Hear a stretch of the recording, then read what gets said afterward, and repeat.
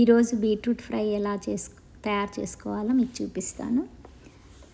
Beetroots నేను peel చేసేసి ఇట్లా ఫస్ట్ స్లైసెస్గా కట్ చేసుకుంటాను. ఎందుకంటే బీట్రూట్ కొంచెం హార్డ్గా ఉంటుంది.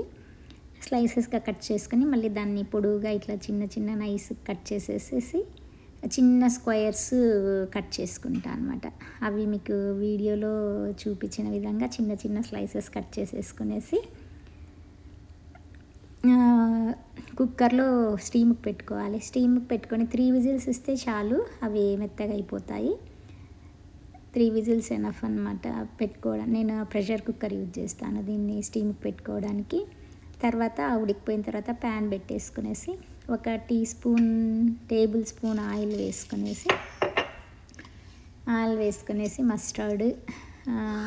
మస్టర్డ్ అంటాను, ఆవాలు, జీలకర్ర, మళ్ళీ కొంచెం మీకు ఇష్టమైతే వేసుకోవచ్చు. పప్పులు కొంచెం చాలామందికి ఇష్టం ఉండకపోవచ్చు, అది ఎవరి విష్. శనగపప్పు, ఉద్దిపప్పు వేసుకునేసి కొంచెం ఇవి పంటి కింద కరకరలాడుతూ ఉంటే బాగుంటుంది ఫ్రైలో. నేను మోస్ట్లీ అన్ని ఫ్రైస్కి వేస్తాను.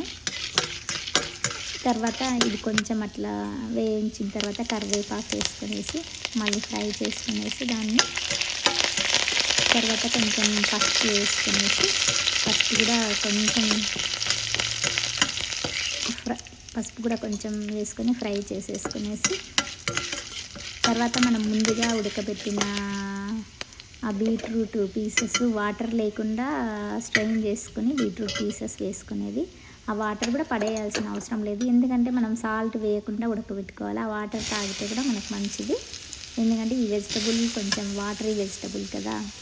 దీనికి 10 మినిట్స్ నేను మీడియం ఫ్లేమ్లో పెట్టి ఫ్రై చేస్తాను. కొంచెం పచ్చి స్మెల్ పోవాలి, ఎందుకంటే స్టీమ్ పెట్టినాను కాబట్టి. దీనికి ఫ్రైకి కావాల్సిన పౌడర్ మళ్ళీ చూపిస్తాను. ఆ పౌడర్ నేను తయారు చేసుకునేది పీనట్స్, పప్పులు అంటే రోస్టెడ్ చెన్నాదాలు, కారము, red chilli powder, salt and ఇది గార్లిక్ వేసుకునేసి తెల్లగడ్డ వేసుకునేసి బాగా గ్రైండ్ చేసేసి పెట్టుకుంటా ఆ పౌడరు. నెక్స్ట్ వీడియోలో మీకు చూపిస్తాను. ఇది 10 మినిట్స్ మీడియంలో, మళ్ళీ 10 మినిట్స్ సిమ్లో పెట్టేసేసి కొంచెం మూత పెట్టేసి ఫ్రై చేస్తాను. ఉడికిన తర్వాత లాస్ట్లో ఆఫ్ చేసేసేసి ఆ వేడికి పౌడర్ వేసేసి కలిపేసేది. ఇది అన్నముతో చపాతీతో రెండిటితో బాగుంటుంది.